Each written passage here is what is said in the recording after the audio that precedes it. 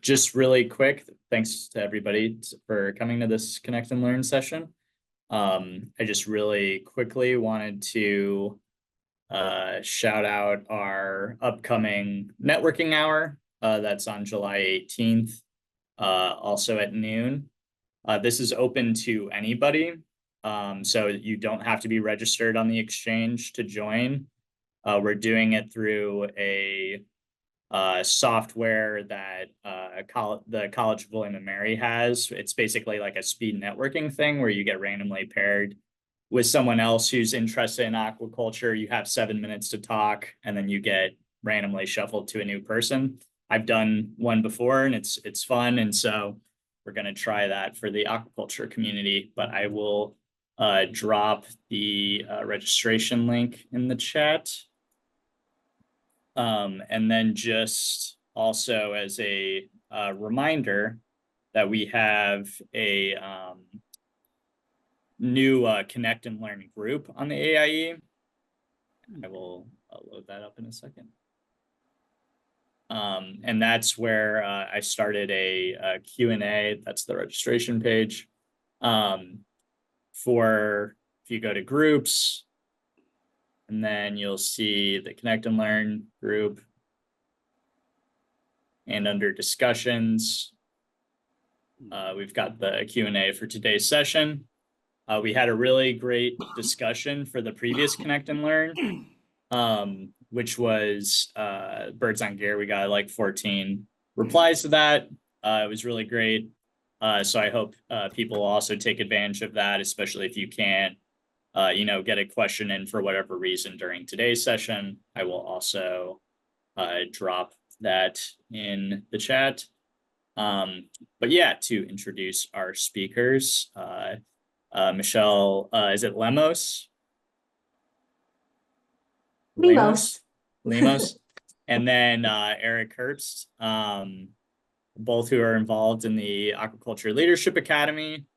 And what makes them sort of special and why they're presenting today is because they were sort of our guinea pigs for using the AIE to manage their cohort. And they'll be able to talk about their program and everything. But I think they also, one of the participants of this year's cohort will also be joining us later on in the session. So that will be fun too. But yeah, they're just going to be talking about how they use AIE groups. And I see some of the people here do lead their own groups on the AIE, but I'm sure a lot of you are also part of groups. And so hopefully we can clarify some stuff as far as how those work and how you can get the most out of them for your own projects. So with that, take it away, Michelle.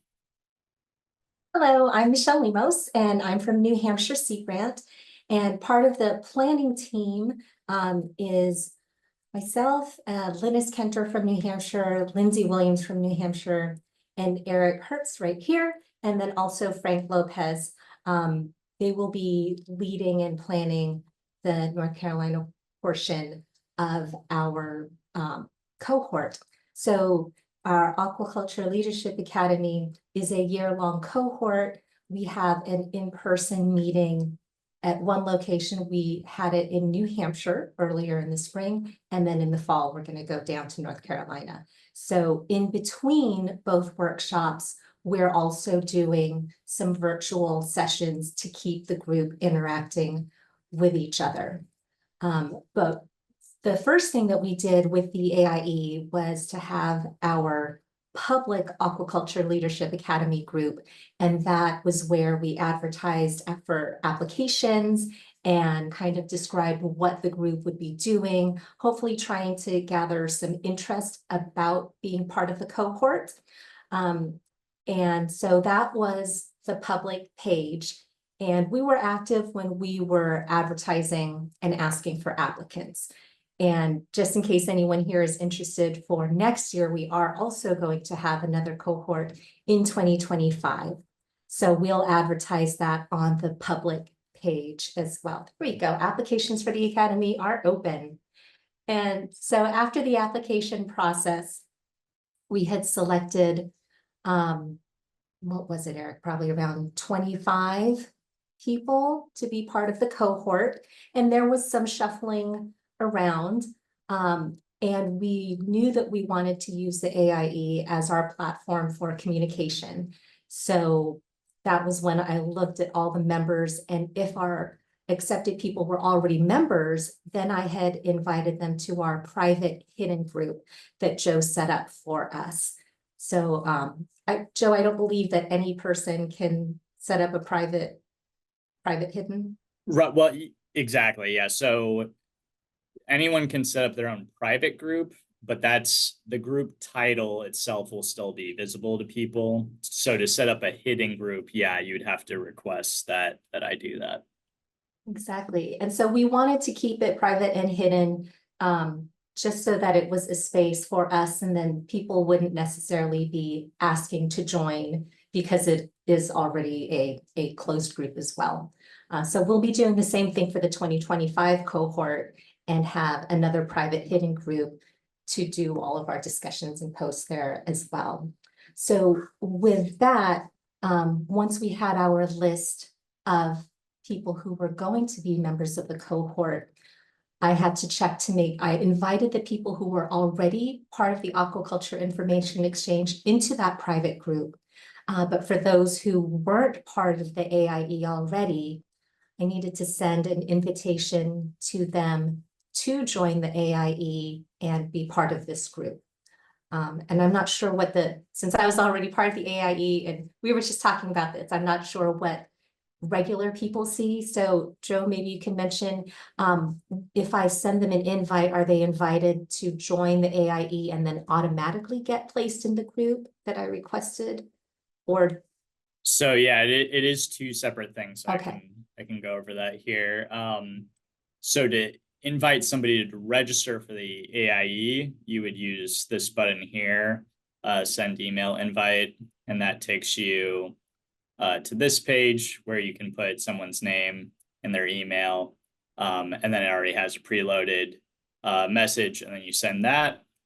For groups, if you wanted to invite them to a group, so we can use Connect and Learn as an example, there's a Send Invites tab on the group itself, which you can click, and then you can invite people that way by searching here. You can write one message that would go to all of them and then click send.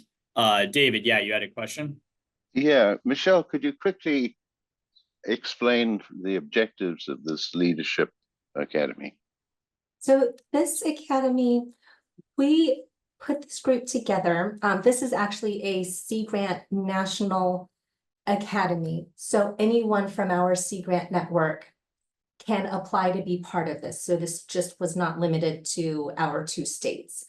We actually, Sam Chan, who is going to be joining us like around 15 minutes or so, he's from Oregon. And so we definitely opened this up to everyone. Kind of an introduction to aquaculture in our regions. It was also a wonderful place for our aquaculture specialists to talk with each other, to join projects. There was a lot of interaction. It was exciting to see. Eric, do you want to say something about connecting? I totally put you on Sure, spot. yeah, absolutely. So we received a grant to set this academy up, and again, it was to set up 2 cohorts, one for 2024 and one for 2025, and it is limited to the National Sea Grant program. So any aquaculture or aquaculture adjacent extension person or communicator who's interested in learning more about aquaculture in the United States is welcome to apply and participate in one of the 2 cohorts. And yeah, I would say the main objective is professional development and networking. So aquaculture is so diverse, and we have so many different aspects and types of aquaculture and aquaculture industries in the United States, many of which, cross regions and cross, state to state, but some are more specific regionally. And the idea is just to give folks an opportunity to network and really learn more about what's going on in other Sea Grant programs. It's such a powerful network, the Sea Grant, National Sea Grant College Program, and so much work has already been done. It's so easy to not know what has been done and what other people are actively doing. So this academy is meant to form connections and ease communications among aquaculture professionals in the Sea Grant program, so that we don't necessarily have to reinvent the wheel. We can leverage other people's efforts and previous work, and then also form collaborations and partnerships going forward. So I would say the biggest benefit of the academy is the establishment of these partnerships and networking opportunity. But as well to learn from experts from other regions. I didn't know a lot about seaweed aquaculture.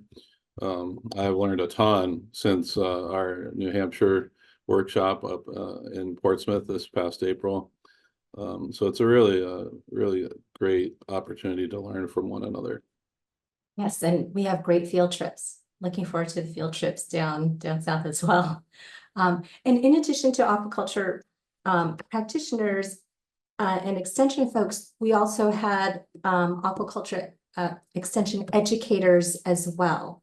So it was a very well-rounded group, a very deep skill set among all of the practitioners. Let's see, I see. Sorry, let me just jump in real quick. I think I missed one of the main objectives also was for Sea Grant aquaculture professionals to be able to better serve industry. So we really wanted to loop in industry and have active industry participation.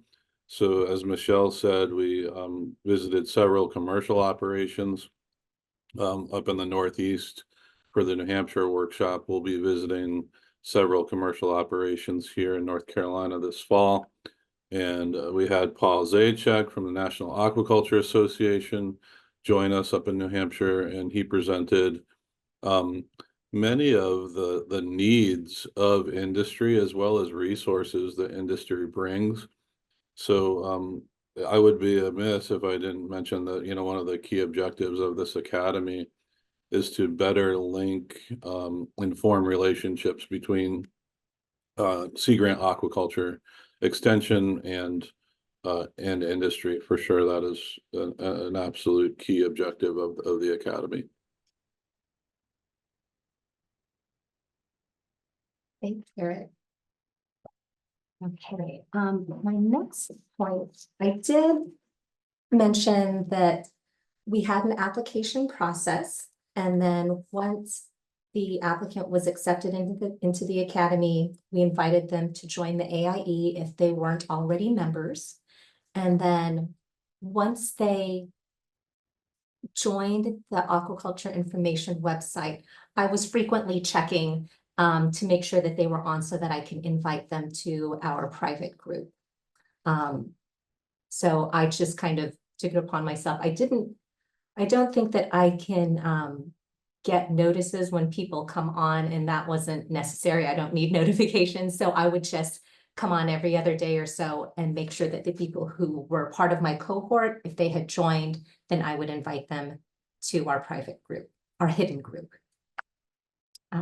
See, so the way that we use the aquaculture information exchange, we use the discussion boards.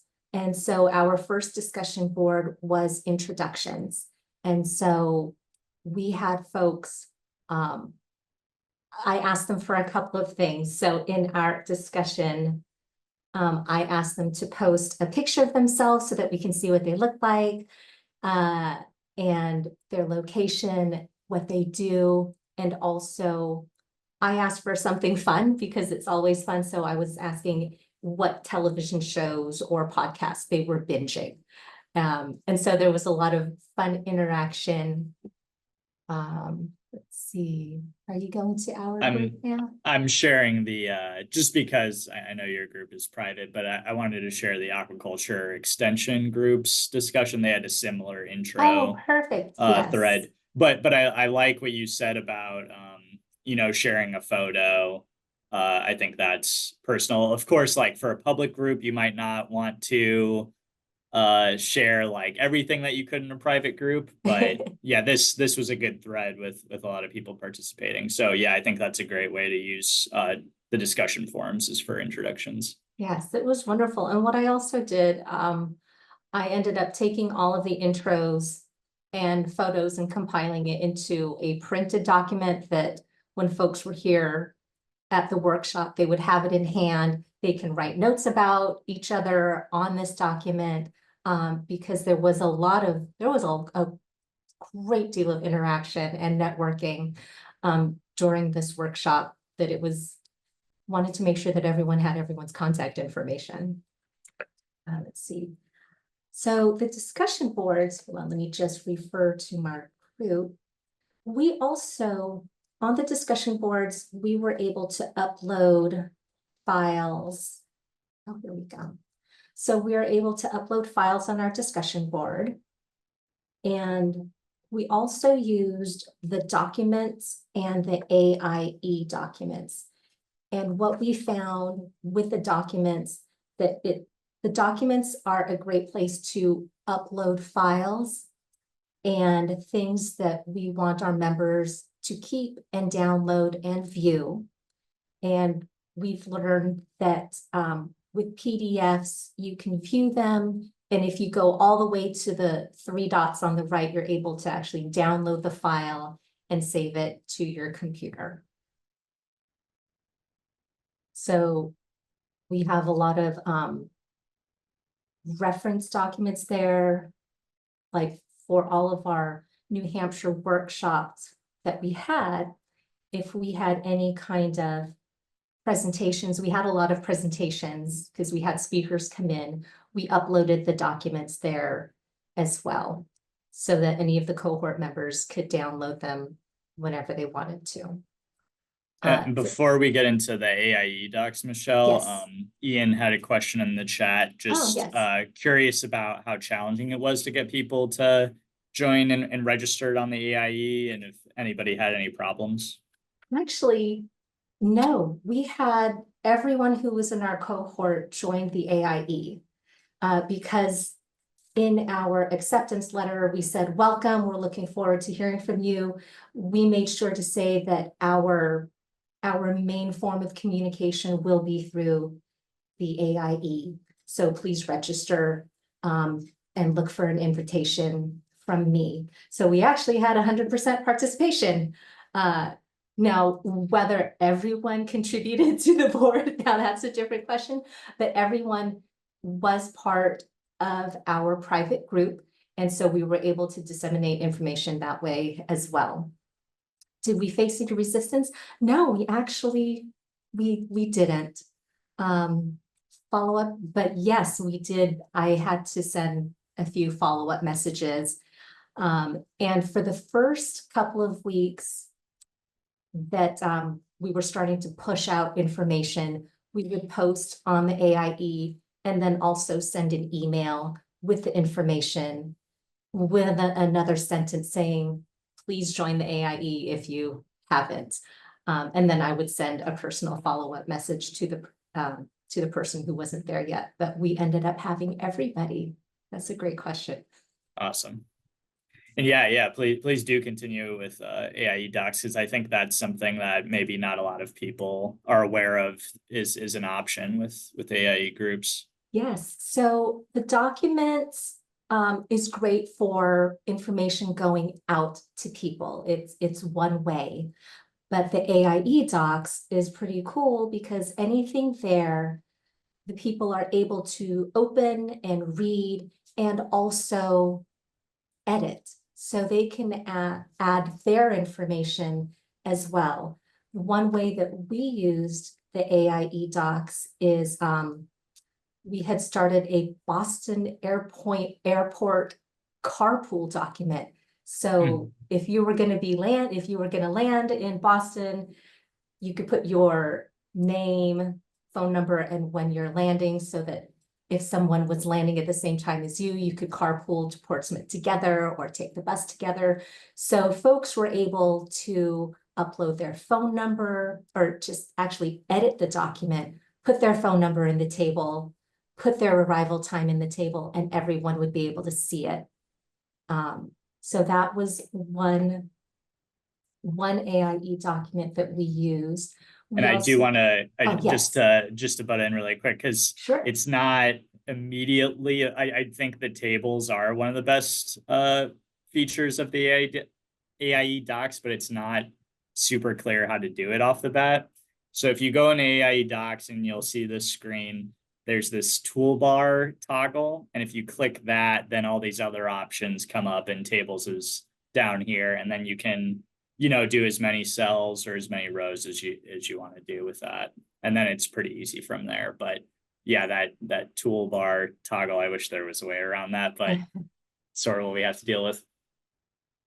Yeah, so the second document that we used the AIE docs for, we had a virtual learning session and about participatory science. So we had a table that had the participant's name, a project title, and kind of like an example of how they have used participatory science and their approach and impacts and outcomes.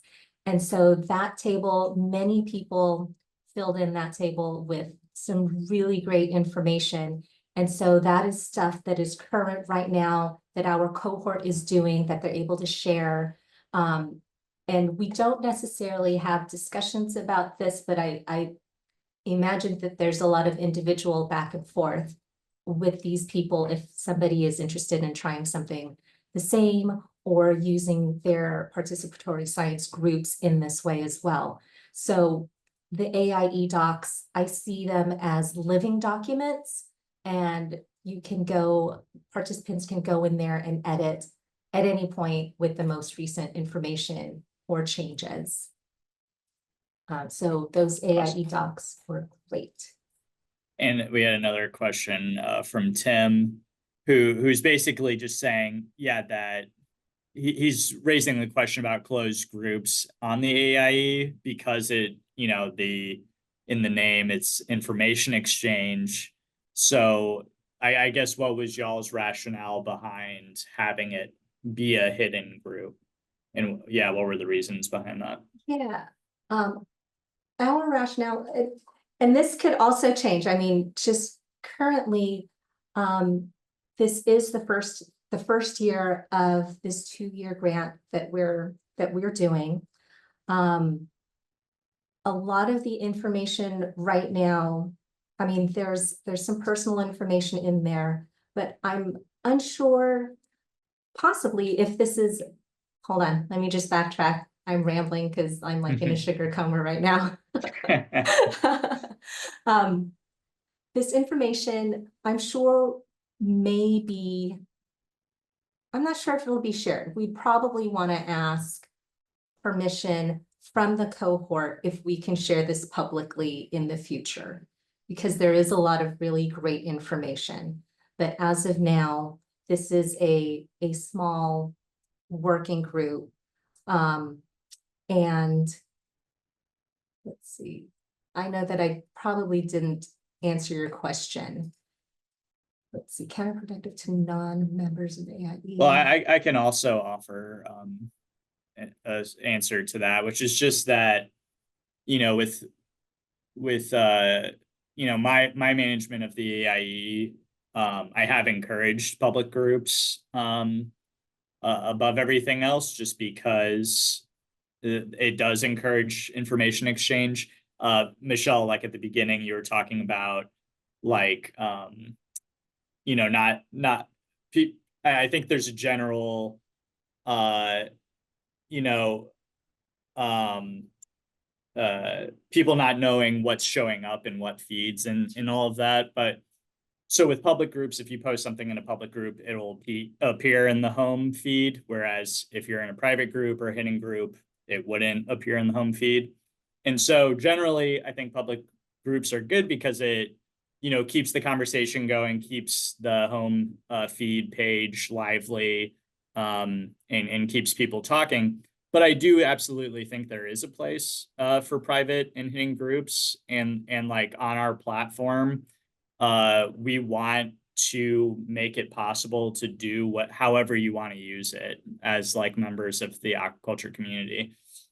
And I think with y'all's example with the Aquaculture Leadership Academy, I think that y'all did set it up in the way that I recommend to people, which is to typically have layers. So, you have your public facing group for the ALA, which is sort of, and like you were just saying, if you were going to share, work that the cohort produced this year, that might be a place to share it, would be on the public page. But it's sort of, a way to engage the general community. But then like we have groups like, we have a general seaweed group, which is also a public group. But then under that is a private group that the organizer set up for seaweed health specifically.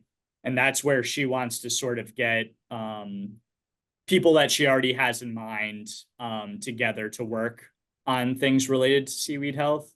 And then for hidden groups, I think that, if you have a cohort where, like you said, you don't want people applying when you have a separate application process that people have to go through, then to me, that makes sense to have a hidden group. I think another example of where it would make sense is, we have some hidden groups where people are working on projects that are still very much in development that would not benefit from public input or public awareness at this time. And so like with those groups as well, I can see them in the future having a private group once they start to, reach the next stage of development, having more selection as far as who they're inviting in. And then at some point creating a public group where, everybody would be able to engage in it. So I do think there are levels. And, we want our platform to be nuanced and flexible where, people can use all of our features and especially groups any way that they would like to. But yeah, Michelle, did you have anything to add to that? Yeah, I do see this as like a class that people are taking. So there are 24 members in this class. And so we're just keeping things internal. And I know that for reporting purposes, we are going to be putting together, what our accomplishments, our impacts, descriptions of what we've done. And I know definitely after the New Hampshire visit, we did have a debrief with our planners with things that we would like to do during I don't want to say during the break, but during the months in between April and October, and things I'm sure, Eric, that you've thought about, that what we did on the AIE for New Hampshire, would we want to do it the same or make some, definitely make improvements for when we're down in North Carolina. So it is definitely a living, breathing kind of exchange here that, we're still learning how to use it. We're seeing what works, what discussions have like zero participation, and so we're still, we're still learning about how our people want to contact each other. Right. Yeah, so let me see what else we had. I talked about the uploading files. Just really quickly, Yeah, there's go another ahead. question in the chat that I wanted to respond to. Ian was asking about, with storing documents on the AIE, if that impacts the ownership of those documents. No, it does not. So we specifically have in our terms of service that the AIE does not own anything that's uploaded to our platform. And that's specifically because we have to be careful about liability. you know, when people are uploading things. People, you know, we want to keep it people, you know, within the realm of reason. We want people to have the freedom to upload, you know, different points of view, have discussions about different things in aquaculture. But no, it doesn't affect. We don't have any sort of ownership over anything that gets uploaded. David, you had a question. Yeah, more than just to add to Yeah. what Joe is saying. I think Joe and I have talked about this before. Intellectual property, by default, for copyright and other things, whoever drafts a document holds copyright. It's always advisable to put a date on any document that comes up. And I think Joe was looking at putting in under policies somewhere here something to address this issue. So yes, I did. After we talked, David, I went back and checked, and we did already have something in our terms of service that covered images specifically, because I think that's what you were raising the question about. Yeah, and why I just wanted to emphasize that is, I guess, along with what Ian's thinking, people not only get pissed off about stealing their intellectual property or taking, usurping copyright, but I think the important part here is that they can also get sued for that. So it's we need to make sure that this whole platform really is catering to these critical points. Thanks. Yeah, thank you. Yeah, and thanks to Tim too for raising the question about public versus private, because that is, like Michelle was saying, you know, this is a growing, evolving platform, and so we absolutely want the community to participate in, you know, deciding how the platform runs. But yeah, Tim, did you want to add anything to what you the question you raised? Yeah, I got to admit, I'm just left with a feeling of closed doors. When I post things, I feel like I need to use my own internal filters about intellectual property. If it's not appropriate for public discourse, I don't post it. But mainly, I'm wide open. I'm not protecting anything, so it's easy for me to say that. For this cohort group, if there are trade secrets, intellectual property things involved, maybe frank discussions that are not politically correct or whatever, I just feel like it dilutes the purpose of the exchange, right?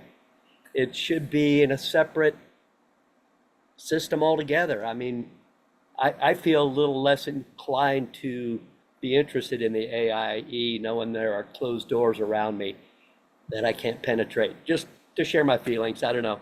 Maybe I'll calm down on it later, but right now it bothers me. Yeah, well, Sure. I have a couple, or maybe I can add some perspective. I think, I take the opposite view, Tim, and I feel like on social media platforms, you just get inundated with information, and much of that information is of little to no help or interest to many members, right? And I don't have a whole lot of free time in my day to peruse social media platforms or even the Aquaculture Information Exchange general feed, for example.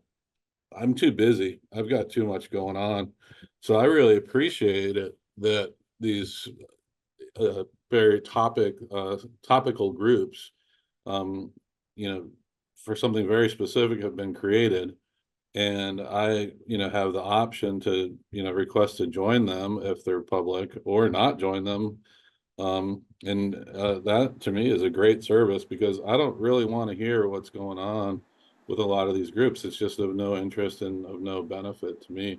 The ones that I am interested in and the topics I am interested in, I can request to join, and it serves as a really great filter, and means to provide me with access to the information that's helpful to me.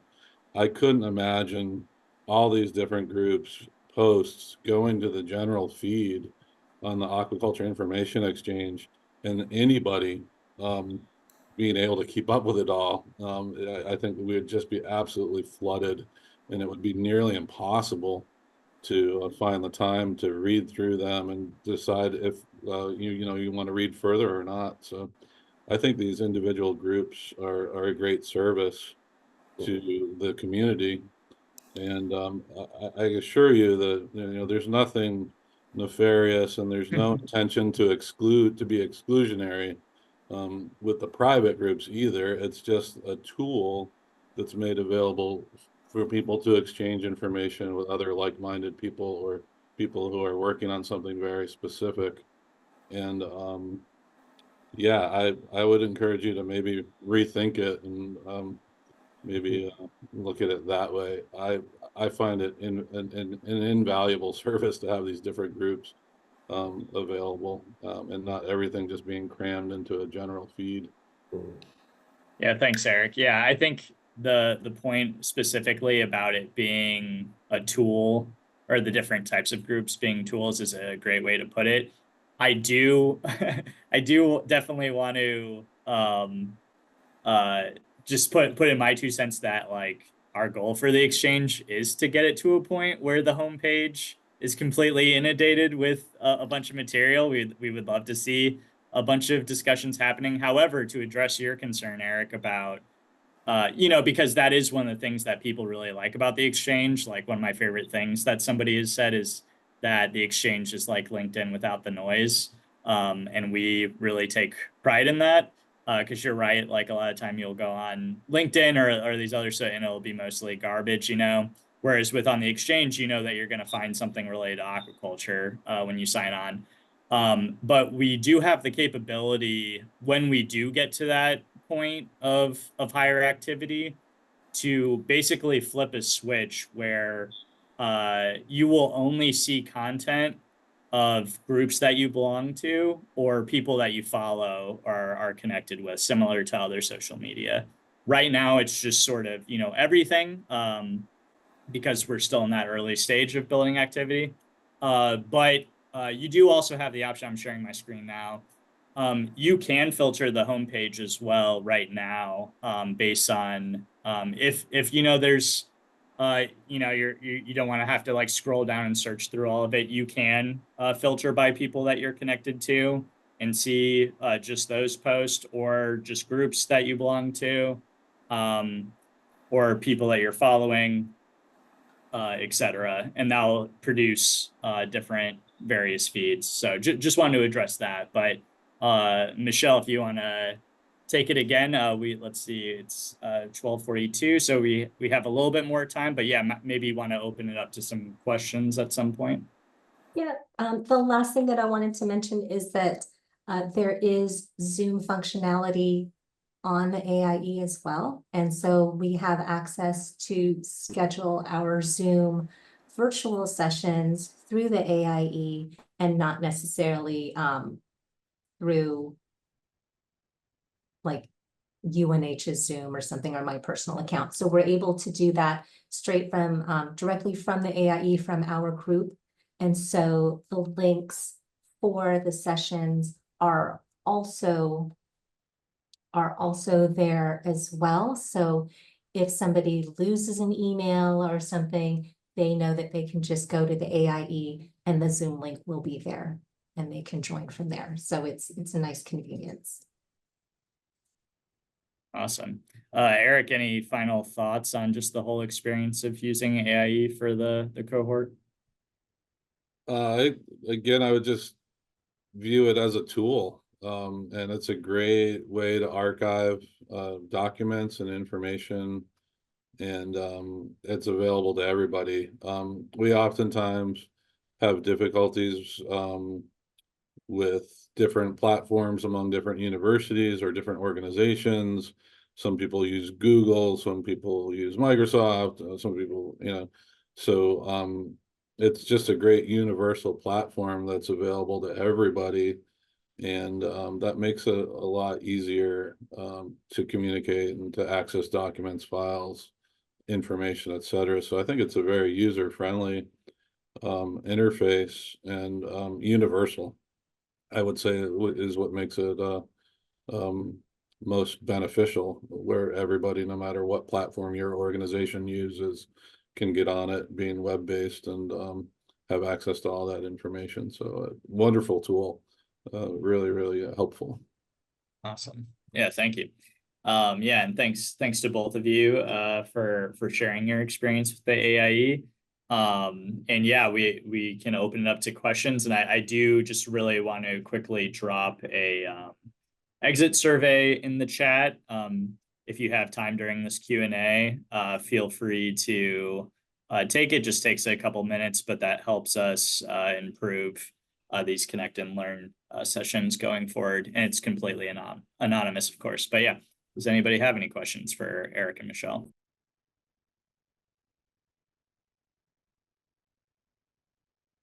This wasn't a question, but I'm going to answer it anyway. So later on, probably maybe early next year, we'll be putting out a call for applications for the 2025 cohort for the Aquaculture Learning Academy. So if you're interested in doing that, we'll post on the public site when it's ready. Awesome. Yeah, and just one more point too on the specifically like using the AIE for document storage. When we did our user survey last month, when people were asked, we had about 50 people who took that survey, and most people when they were asked, why did you join the AIE or what were you hoping to get out of it? About half of them said something related to networking, which is something that we were expecting. But then the other half said resources. And I think that's something that I hadn't been as focused on as far as, my attention building up the exchange. But I do think it's something that we can do a lot better.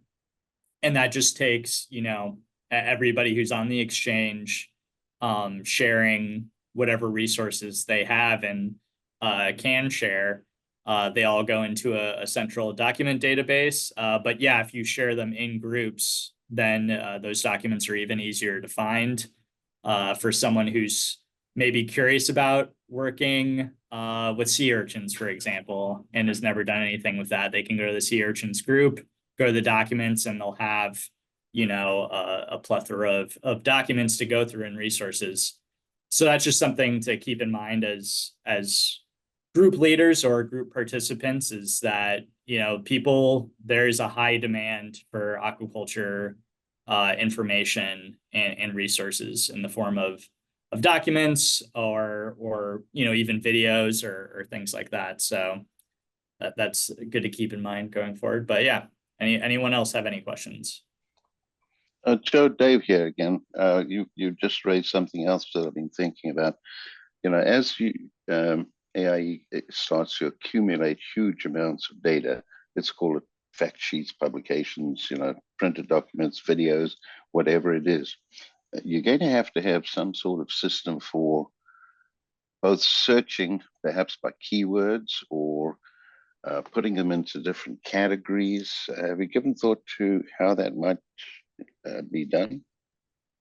Absolutely. So just for the moment, just to show you, we do have this basic search button up here that opens up a search, and you can search by keywords to find different things. So like if we did seaweed, for example, and hit enter, it'll load up things, filtered by like posts that people have made, forum discussions, even jobs, documents, that sort of thing. However, I do think, just based on our survey responses, that most people aren't seeing this search button. And so right now I'm working on actually replacing one of the sidebar items with just a bigger search bar that's just more clearly visible where people can see it. However, as far as like improving search in general, I think you're absolutely right that that's going to be like a key part for connecting people to resources. Another thing that I'm working on is sort of overhauling the onboarding process. So when you register for the AIE, you're taken through a questionnaire where you can share your interest in aquaculture, and then based on that, be recommended different groups and different resources. Because yeah, we want to make sure that when people sign up and they have something in mind that they want to find on the exchange, that they're able to find it.